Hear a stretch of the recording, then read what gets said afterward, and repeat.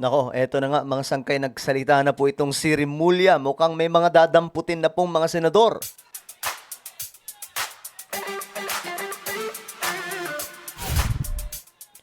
So mga sangkay, siguro naman alam na po natin itong tungkol po sa involvement ng mga ilang mga senador tungkol po dito sa flood control, corruption. No? May mga pangalan dyan na lumulutang na I'm sure kung sino ang nasa isip nyo, yun na yun. Pag-usapan po natin yan dahil nagsalita po ang ating ombudsman regarding po dyan. Anyway, bago tayo magtuloy-tuloy, sa mga hindi pa po dyan nakakapag-subscribe sa ating YouTube channel, tayo po ay 1.6 million subscribers na. Ayan po. Kaya naman ano pang hinihintay ninyo? Makikita nyo po yung subscribe button sa baba ng video na to. I-click nyo lamang po yung subscribe, i-click ang bell, at i-click nyo po yung all. Sa mga nanonood naman po sa Facebook, i-follow nyo po yung ating Facebook page. So ngayon mga sangkay, eto nga po ang nangyari. No? Itong ating ombudsman ay nagsalita na nga po regarding dito sa pagkakasangkot nitong mga senador, no, na involved dito sa flood control. Ayan, mga sangkay, tingnan po natin kasi ang pagkakaalam ko nga po, mga sangkay, mukhang lumalambot, no? Lumalambot po yung mga senador sa mga kasamahan po nilang involved dito sa korupsyon na ito. Ayon dito, mga sangkay,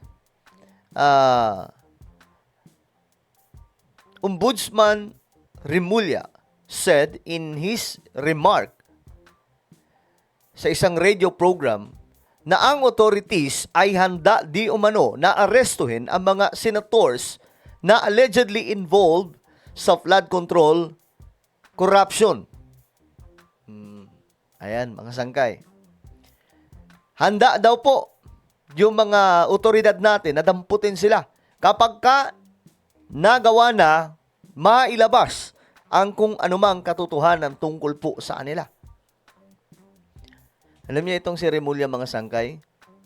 Ano to may mga marami po siya mga komento, mga sangkay, statement na pumapabor sa ating mga common lang na tao, mga sangkay, especially yung pagharap po ng mga hustisya na kung saan pinapatagal po mahabang panahon na hinihintay bago po marisolba ang kaso. Sa kanya, mga sangkay, gusto niyang pabilisin. Nang sa ganun, hindi po natetenga yung mga kaso, mga sangkay.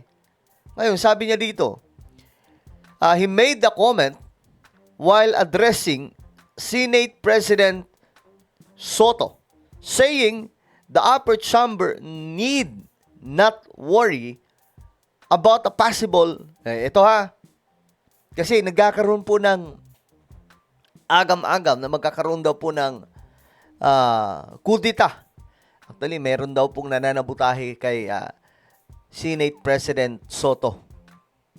Dahil nga daw po gustong ilaglag kasi mga sangkay para po mapagtakpan ang mga kasamahang involved sa korupsyon na ito.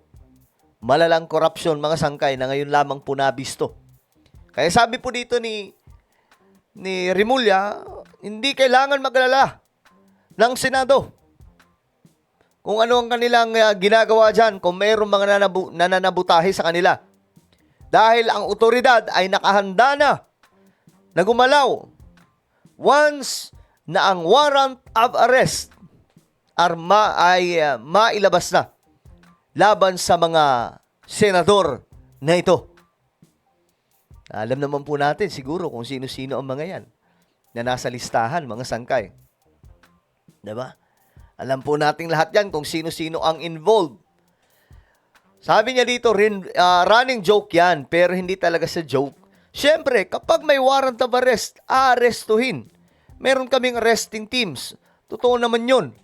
Para sa mga dapat arestuhin sa legal system natin. So handa na po ang natin, mga sangkay, ang otoridad para arestuhin ang dapat na arestuhin na involved. Tama lang naman yun, mga sangkay, no? Kung involved ka, di dapat habulin ka talaga ng batas natin. The Independent Commission for Infrastructure previously recommended plunder, graft, and bribery charges against Senators Joel Villanueva, Jingo Estrada over their alleged involvement in kickback. Diba, mga sangkay?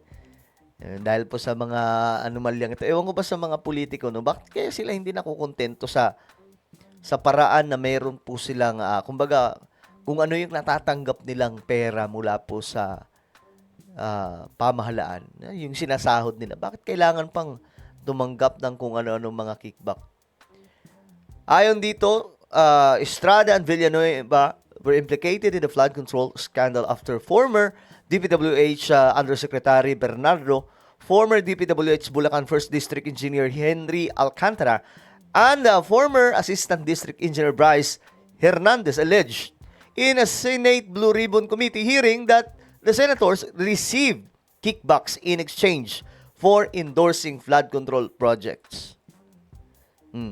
Bernardo also tagged Senator Chis Escudero in the kickback. Oh, kita nyo mga sangkay.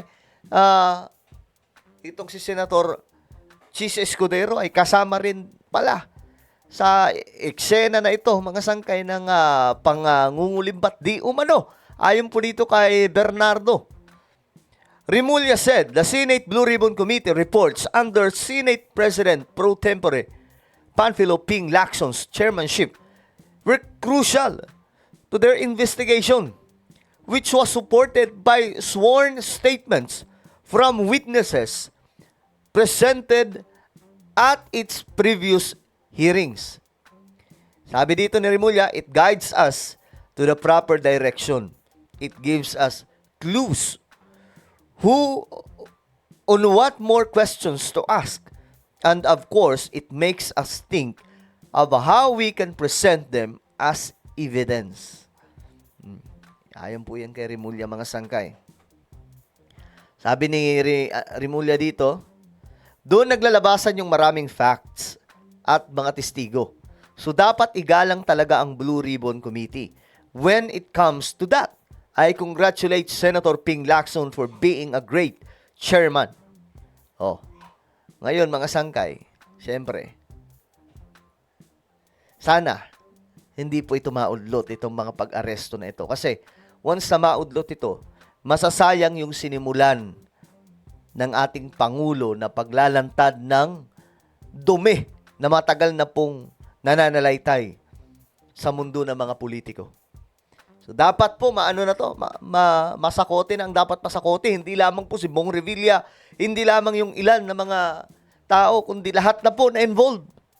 Actually, pagdating sa korupsyon, halos karamihan po talaga ng politicians involved dito eh. Nagkataon lang na sobrang lalaki ng mga nakukulimbat na mga ito, kaya sila po ngayon yung nadidiin. Bilyon-bilyon na po or milyon-milyon na pong pera, mga sangkay, ang tinatanggap pa o na kukulimbat, mga sangkay, di ba? Nang bihira. Well, ano po ang inyong opinion, mga sangkay? Tungkol po dito, mukhang anumang oras pwede nang madampot ang kung sino mang mga senador. Alright? Kayo ba ay pabor tungkol dyan? Comment down below. Mayroon po tayong YouTube channel, Sangkay Revelation.